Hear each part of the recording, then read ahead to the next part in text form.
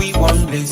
Someone flicks me a back body. So, it's another one. It's another one, yeah. It's a full strong, yeah. Oh, it's another one. It's another one, yeah.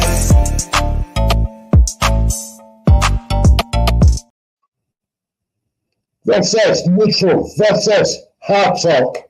Welcome. What's good, boxing fans? This is episode 1 of Neutral Corners Hard Talk. And we are brought to you by iBoxingHub and our good sponsors for tonight's show, which is D-Rock, Apparel.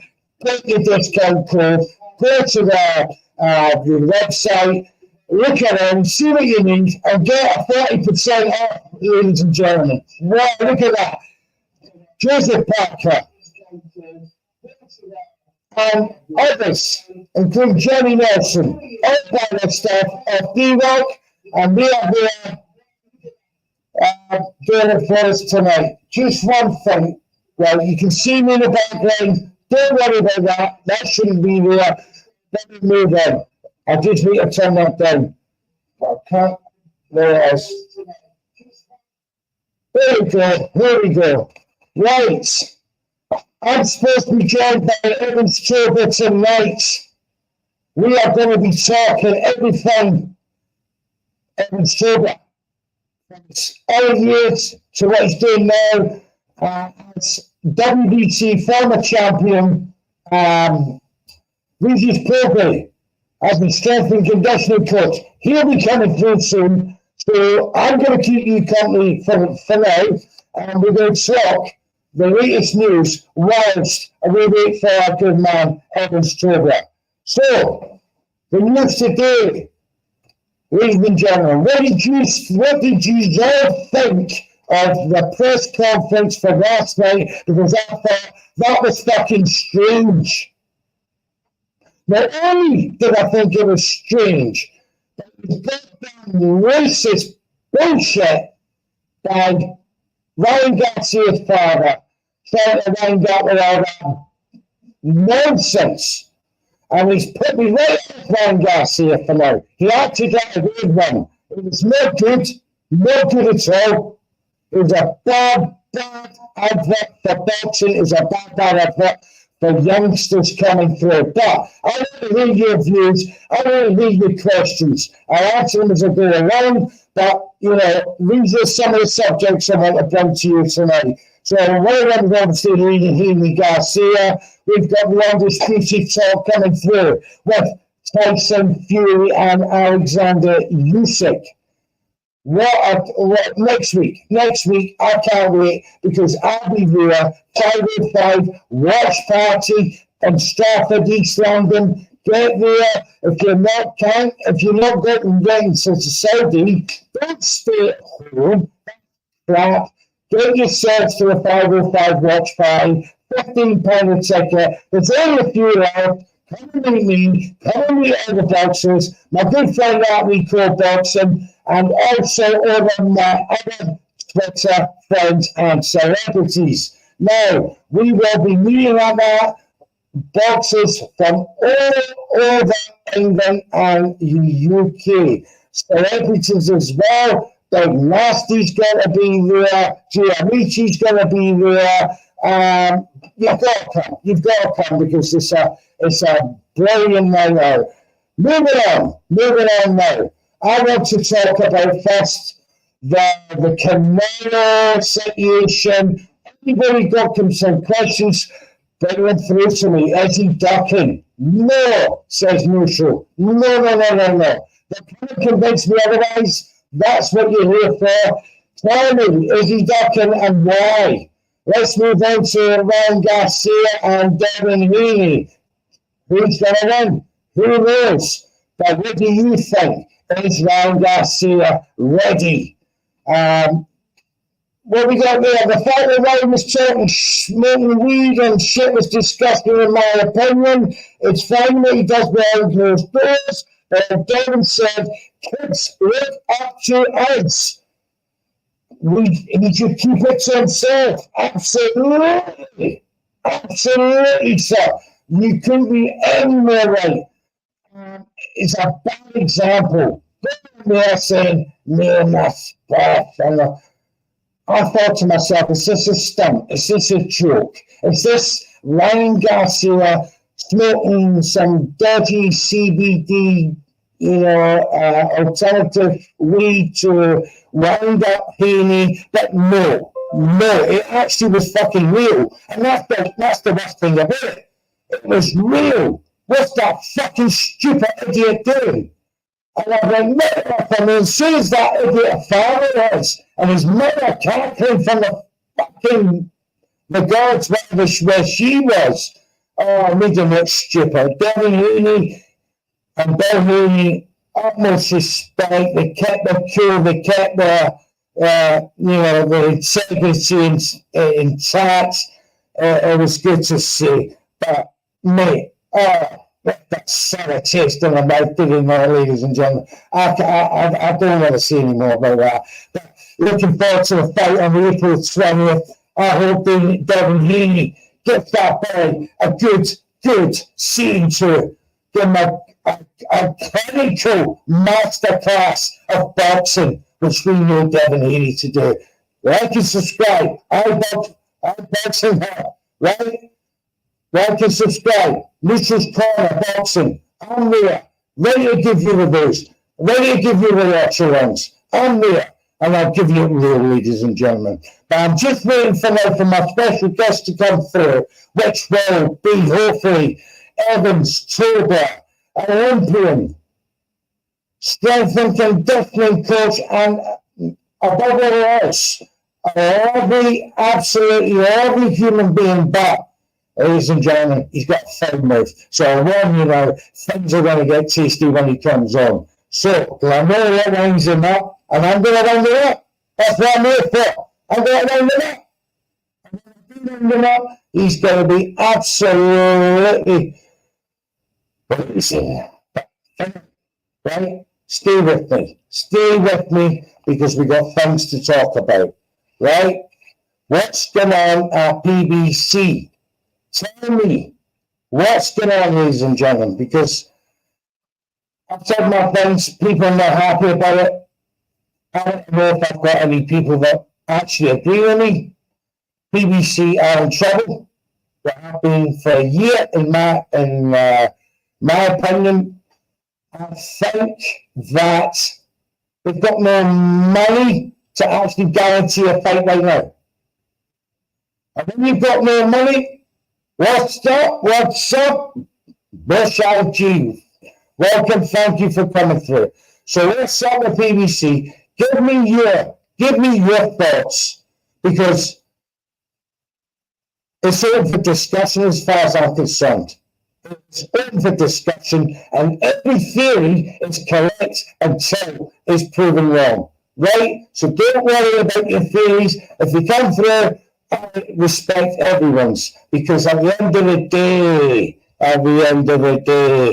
it's all about the love of the sport and that we love, right? So come through, get your messages up. Where we go there? Turn off the TV if you can, but I will do now. Maybe that's interfering with my... Oh, do you know what? There you go. Look at that. I'm going to turn that down as well, because, I should have set this up properly, ladies and gentlemen, but being a lazy bastard I am, oh my God, there you go.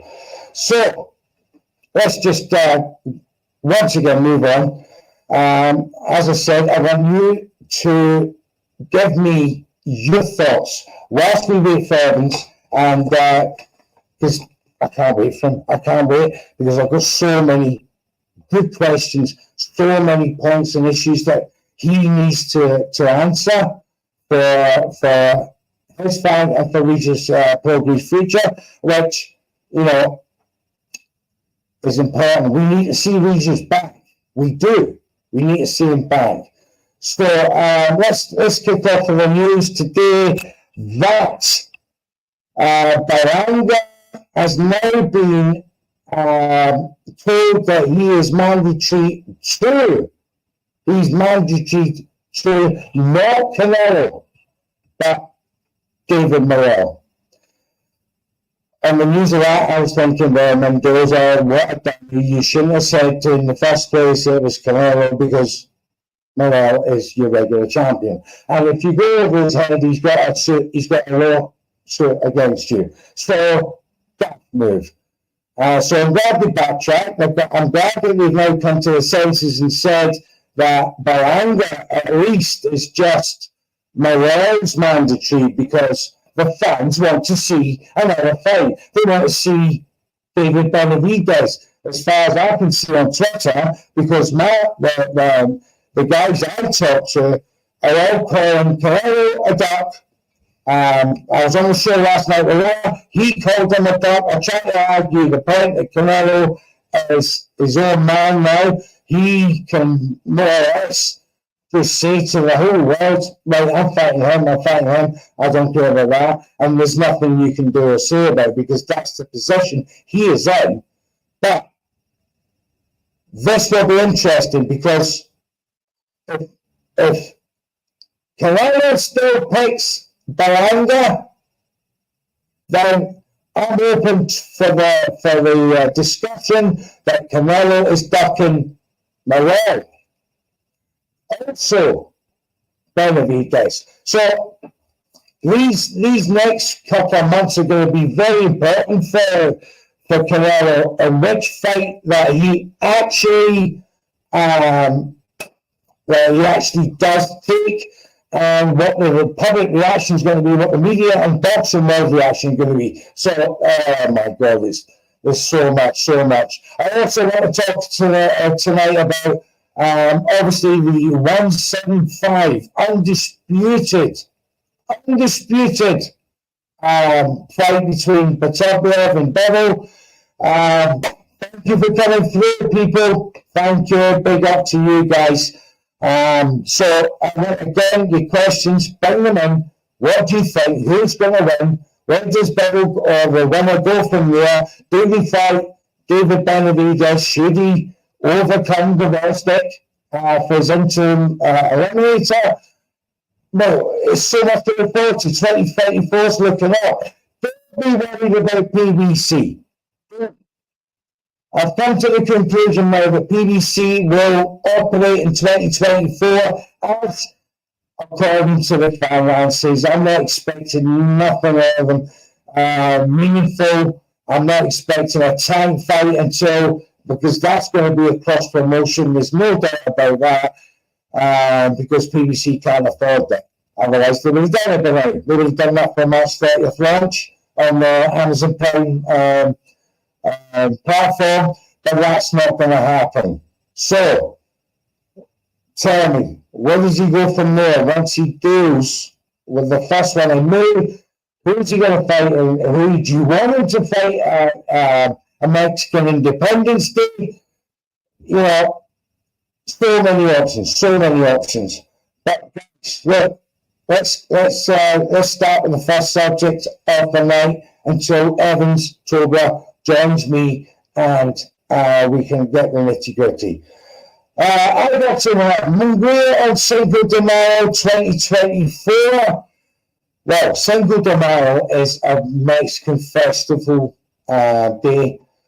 Mexico offering for our Mexican affair to bring an American in to Cinco de Mayo. You know, maybe that worked for Floyd, maybe that worked for other people, but for Canelo, after the promises he's made to the Mexican public about free television, no PPV, I can see that Munguia would not command a PPV audience outside of Mexico. So, inside of Mexico, outside they would. So it'll be interesting to see what he does for the Mexican viewers, for the Mexican fans, as far as that. We all know that Mexican Independence Day is in September. That's why the two dates, May and September, are around. And that, incidentally enough, would be good for an American versus a Mexican. Because after all, Mexican independence is about the Revolutionary War between Mexico and USA. And that would be more art, but who's going to be it. Under Eddie Hearn, David Benavidez, in my opinion, if he crossed the street, would get that fight. Benavidez in September. Let's play. Let's hope so, because let's be honest, the 3 fights that you could give Canelo right now after all the Charlo business would be Munguia, Berlanga, and Benavidez.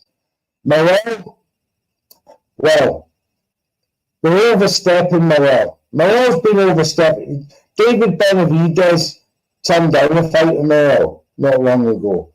Berlanga turned down a fight with Morel not long ago.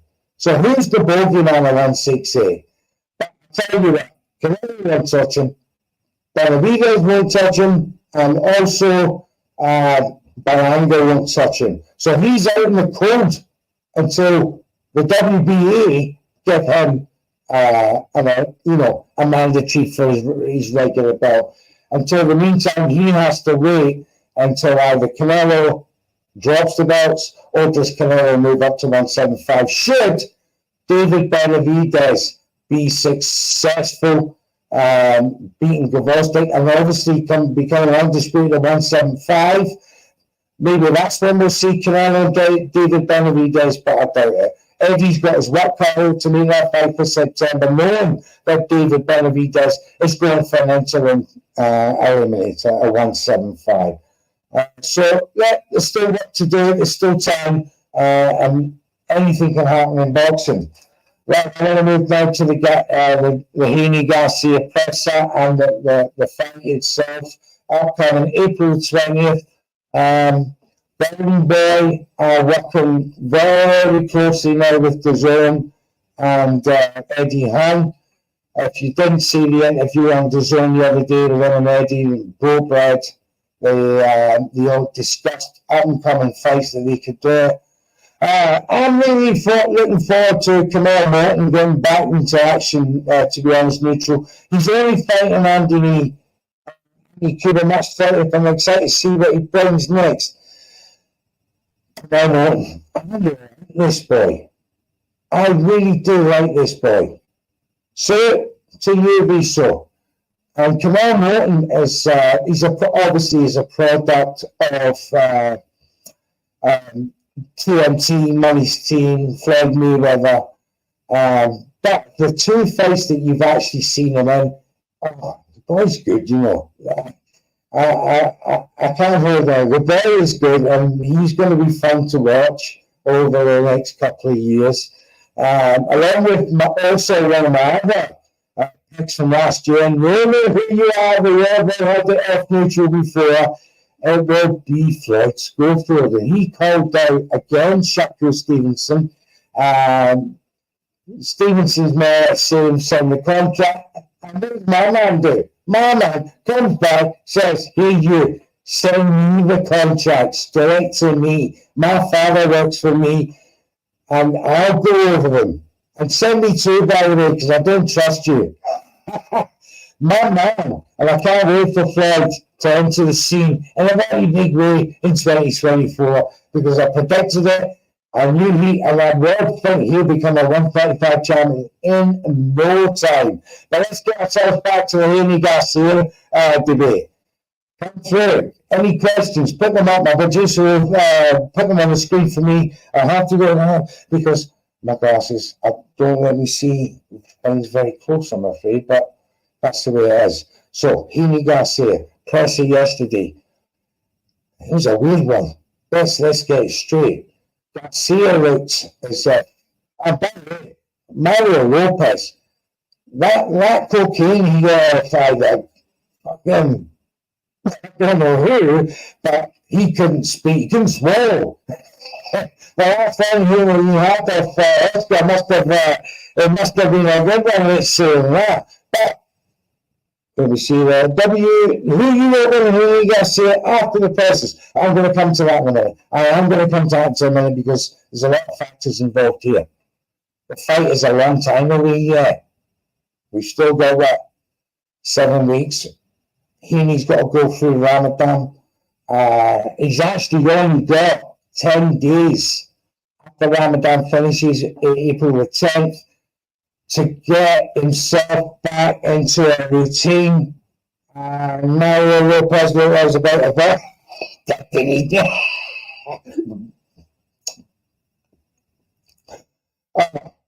What a so bad thing. Going back to Heaney there, and it was a strange one. I don't believe that Ryan Garcia has any drug problems, apart from obviously he smokes the weed. But I just think that, you know, that talk of the mental health issues that he went through, they're actually true. I thought, no, he actually has got mental health issues, because you wouldn't act like that in any other scenario. If you saw the other person in the face up, he was great. Yeah, I'm like, am I hearing things? What the fuck? I rewound it on the zone, as you do. I mean, the fuck is growling?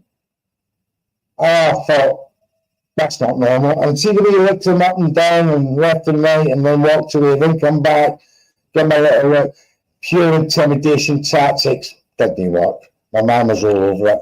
And I fully expect Evan Heaney on the day, Heaney will give you a clinic on April 20th versus Ryan Garcia.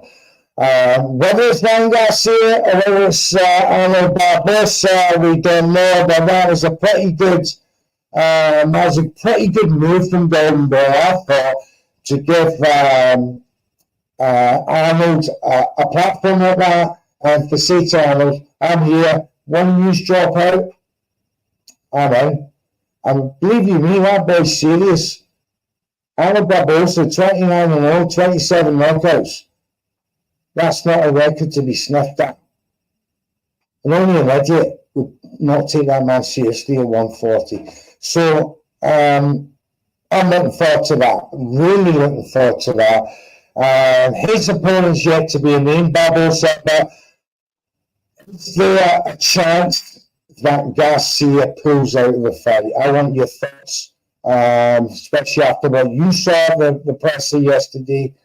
Could this be a point in time where Garcia really should be looking at himself, whether he has a future in boxing? It depends. April 20th will tell us a story as far. He arrived on a horse. Heaney arrived in a skeleton suit there. Both trying to be individual, both trying to be, fashion conscious. Ryan Garcia, the one thing I say about Ryan is a playboy boxer.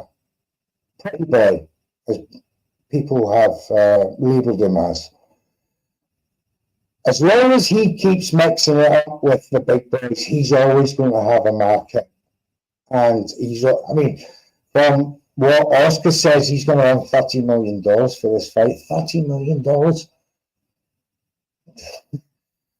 Is Tank getting $30 million for Frank Martin? We don't know, but I doubt it.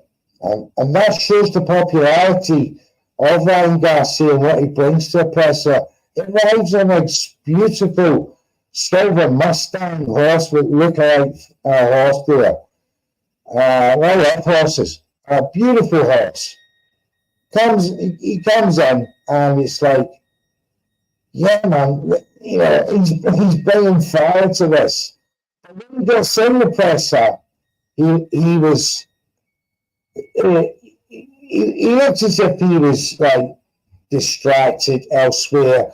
He was drinking lots of water bottles. I noticed that falling down. If anybody knew any better, he looked as though he was on something, but maybe that's just like that, seeing the way he goes. What's that? New Gen Oscar De La Hoya. In terms of his popularity online, not based on his feats in the ring. How popular is Oscar De La Hoya to you guys as not only a fighter, because I remember him in my day, but as a promoter? I've got my views, but And Lopez should challenge the winner of Haney and Garcia. Make of that what you will, but I can't say it myself. Unless you're talking about Mario. Good fun, all good fun.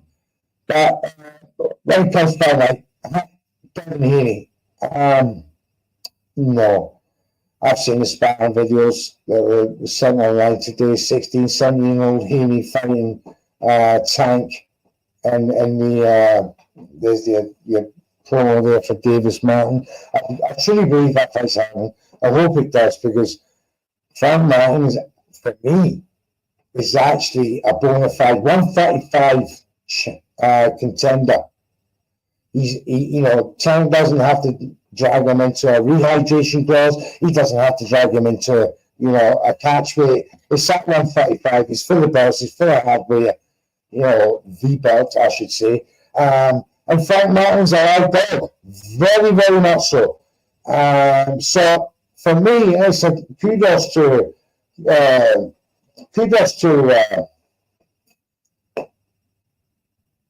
sorry, I've just been who wins and how, in your opinion? James Boxing, thanks for coming through, mate. Your microphone do have virtual, so you have to hear what I'm saying. Maybe I should shout. Is that better? Who wins? Harry. Tank Haney. Haney wins for me against Tank, because Tank gets frustrated after 7-8 rounds. If he hasn't put you away by then, he has to get told to put you away. But that's not going to work against Devin Haney. No danger is that working against Devin Haney. He's too good for that. He's too slick. You saw the training sparring videos. Haney was trying to battle him. Tank was trying to battle him. He was 20 years old. Haney was 16. For me, Haney more than held his own. And as a fully grown adult, 25 years of age, this is why a couple of accounts on Twitter were coming at me, because I said Tank cannot compete at 140 because he hasn't got the belt. 135 is Tank's limit, right? That's the ceiling. He started off at 126, right? Therefore, Haney outboxes him with ease neutral. Jams, thank you. And he does outbox him with ease because he's got all the superior skills. Now, this is what I was the point I was going to make of Evans tonight, Evans, when he comes on. And one of these questions, I know private school tuition children wind him up to death, as we saw with Devin Haney. When you get the guys from the streets, the real people, real recognised real. And when you come from the streets and you're hungry and you get into a boxing gym and you study for 12, 15 years, going through the amateurs to a professional, you know your stuff. And that's what, I want to bring people in that into my conversations. I don't, Devin Haney is a different kettle of fish to that category of, silver-spooned fed kids that have come into boxing. Oh, Daddy, that's great. There's a few exceptions. Conor Ben, Chris Eubank Jr., and Devin Haney. Ryan Garcia comes from good stock, from good background, and he's managed to use or utilize a market within boxing to go, I can make a mark here. Do you know what I mean? I can. I found a niche that I can get in, and people say, Ryan Garcia, top boxer. The very fact he's won nothing and made $100 million says it all, at the end of the day. $100 million, 25 years of age, and he's won nothing. Goes to show you don't need to be a legacy fighter in boxing to make money. Your market's your market. It's how people perceive you and how you're brought up in the game. So, Devin Haney, for me, beats Tank. He's got to beat Ryan easily. I'm looking forward to fights like Teo, Stibler, and Matthias. I have unification for Devin Haney. I was so impressed with the press yesterday, the dignity levels between father and son under extreme pressures and oppressor when things were getting said that was completely inappropriate, but yet they kept the dignity, and I fully applaud them. Big round of applause. Now, for that, Devin Heaney, that alone, I'm a fan of Devin Heaney and his father. But conduction is what it is in boxing. If you don't conduct yourself in the correct manner, your support will only wane. Ryan Garcia will lose some support after this fight, no doubt, because he has shown that he basically agrees with his father. He was playing, I don't know what music it was, but I know it was detrimental to Devin and his father. Once again, when the hackles got in, your pinpricks gone, you think, you dirty, horrible wee bastard doing that. But I don't expect nothing less in boxing these days, especially, since 2000. The racism levels have just gone off the scales. Fucking ridiculous, but yeah, we move on. So, with thanks to D-Rock, our sponsors for tonight, for sponsoring this show. I'm still waiting for Evins. He's down right now. He's got the lunch. Things happening on the lunch now. Let's hope Amazon Prime don't have the same problems that Neutral's having right now. And, keep filming with Tom Zoo turn up. But look, it's all good. It's all gravy. Let's continue the show.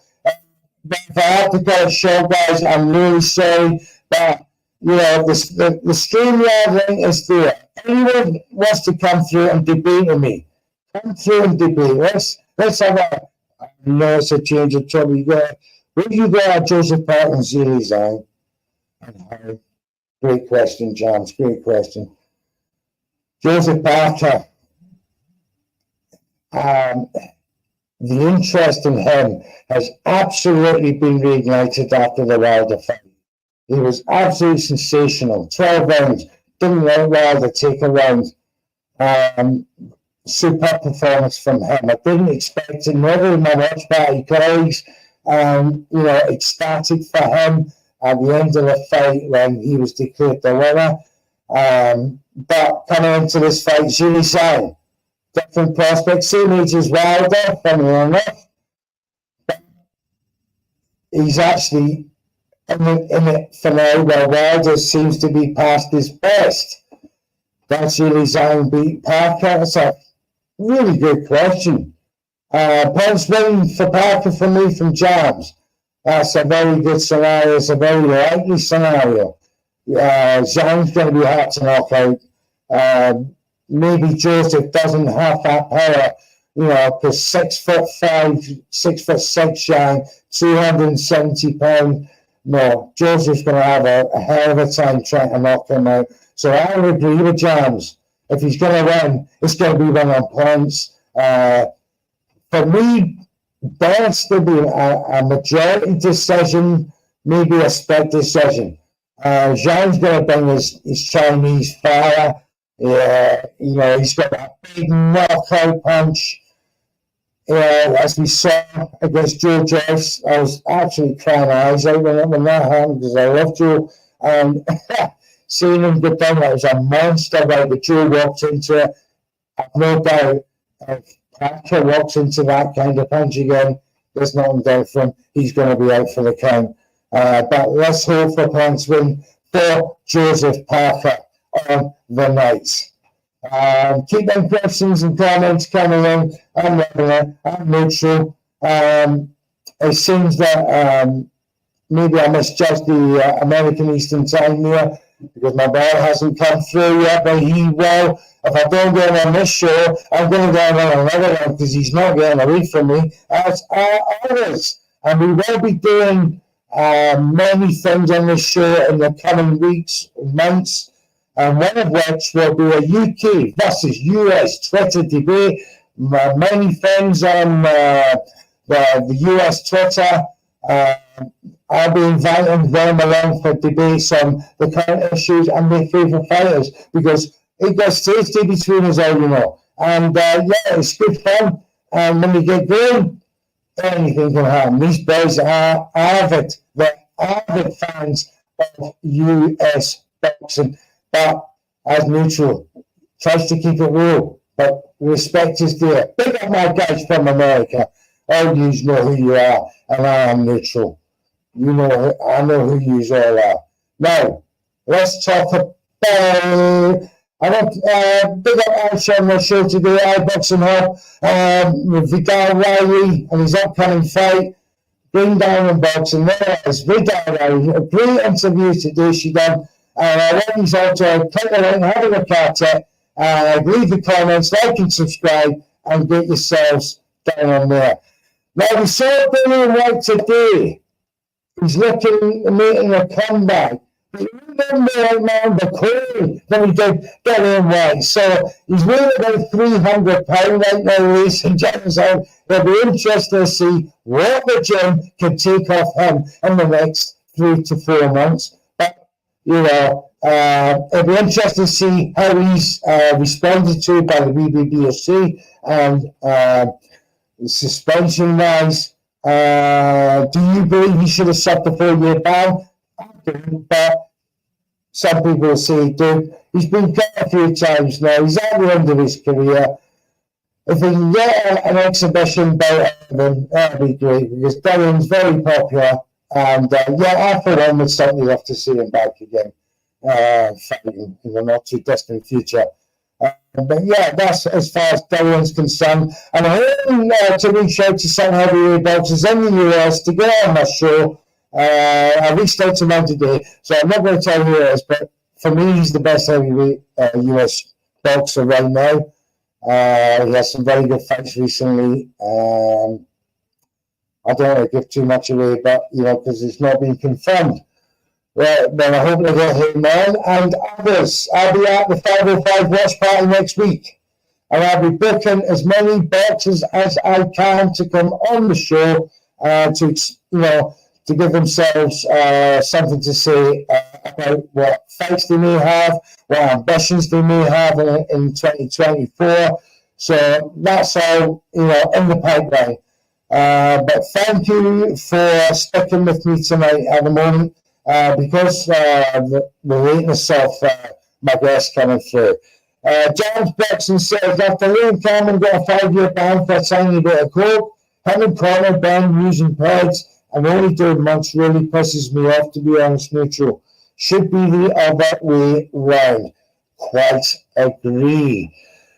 But it's not what you know, it's who you know. And if you're backed by the biggest promoter in the country, and money is behind you, things can happen in your favour. Let's just leave it at that. Conor Ben actually has an appeal hearing from both BBBOC and VADA. It should be actually this week, I believe, if not Monday, as the result and the outcome of his appeal. I'm expecting Conor to be given a suspended sentence that he's already served. Think about that. But I think he'll come out clean and he'll be free to fight. I know Wasserman was talking about Josh Kelly today on Twitter, which I thought was a very interesting matchup. Well, not Conor, but Eubank. Whether Eubank can make 154, I don't know, but I will expect Josh Kelly to move up for that fight. Nigel Benn's got a Danny Garcia proposal to think about. That was on Twitter today. That could be a very good fight, actually.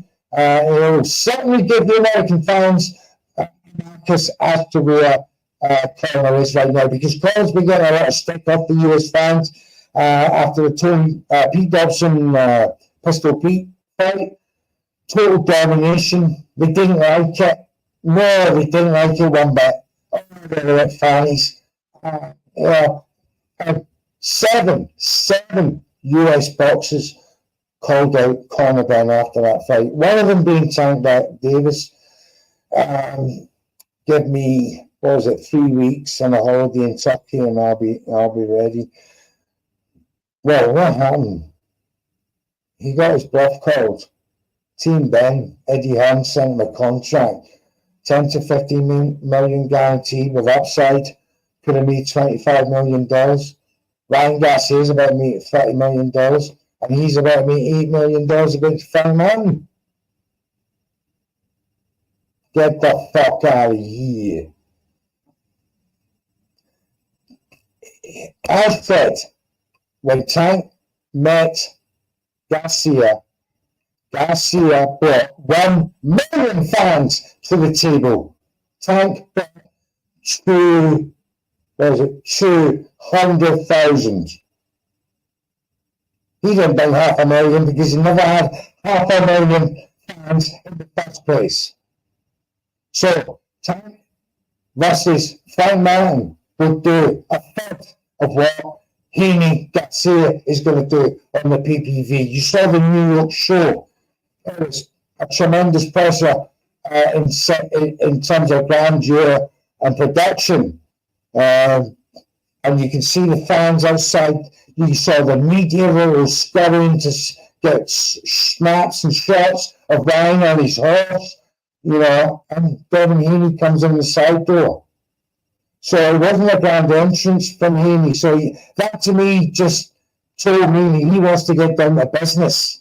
Ryan's coming in, the flamboyant, the girls, there's 10 bucks behind him, behind Ryan. And it was Devin saying, right, get the fuck out of here, or you don't want you here. That was quite funny. So, standing on business is Devin Haney.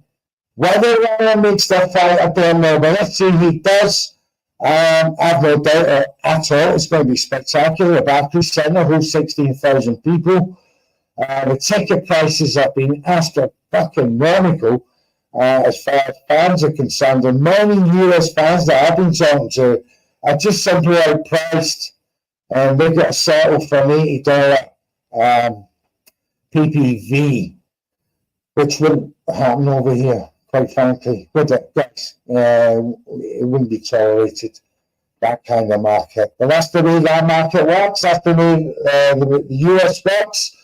We don't work like British boxing, but the fights are getting made. Golden Boy is working closely with other promoters now. James, what do you think about Nuri fighting another drug cheating really soon? Is it just giving these podmen a payday, or is it a legit fight in your opinion? Do you know what, James? You and me share some similar mentalities on things like this. This Nuri has been given a bigger pass for a fight than anybody I've ever seen in the whole of my boxing watching days. Simply being, not only was he banned by the sanctioning bodies, but he was banned by Japanese sanctioning bodies. And because it's a Nuri, and Nuri needs an credible opponent, and Nuri has, well, he got a lifetime ban, but it seems that they've retracted that now for Nuri, but he shouldn't be there. That's my opinion. He shouldn't be there. It's a cheat. He should have got a 4-year ban. But that's the way it is. Some get away with it, some don't. Or most get away with it nowadays because the money's not there to prosecute for the sanctioning bodies. They'd rather see and mask over an incident, very much Suleiman with Alicia Baumgardner and Conor Brown. He did his utmost to say, well, we've done our own investigations, we see nothing wrong, it's just you guys, you're talking shit. And, so far it's worked for them. But they're kind of doing when it doesn't. Mushroom are the leaders, pioneers in testing boxes for the big fights. I hope that Top Rank, PBC, and Golden Boy also adopt the Mushroom process, and we'll weed out. We'll weed them all out in the meantime. But look, I've not had any word from my producer on the arrival of Evins. Obviously, he's a busy man. Right, he's a very busy man. He's got clients. And I don't expect him to give up his free time if he can't make it because the man's got work to do. Definitely, same goes for Alicia Baumgartner. They got a clear path for Ben and others. They make the paper for the promoting. Of course they do. The sanctioning bodies, they want the sanction fees for all the belts. People need being paid, and quite frankly, drug tests getting away with that. It's evident and clear to see, it's transparent, that they would rather risk their reputation and their integrity as a sanctioning body for a sanction fee. But that's another story. I'm going to wrap up the show in a minute now, but I want to thank you all for coming through. I know it's my first show, but don't get me wrong, it can only get better from here. I will get Evins on another day. I've got many, many more guests to come. But thank you for coming through. Remember, like and subscribe, iBoxingHub, and make sure you like and subscribe to D-Rock Club and take advantage of 40% off the apparel. I've got one myself coming. It's absolute bargain. iBoxingHub 24 and the discount code as one by Joseph Parker, Jenny Nelson, and others. And yes, there's the big man himself. Take advantage of it. Please do, ladies and gentlemen. I want to thank you for coming through. This is Neutral Hard Talk, and I will be seeing you soon. It's another band. All the Muslim cars now, whichever get up. I start my scars with a sweet one, please. Someone flicks me a back by the end.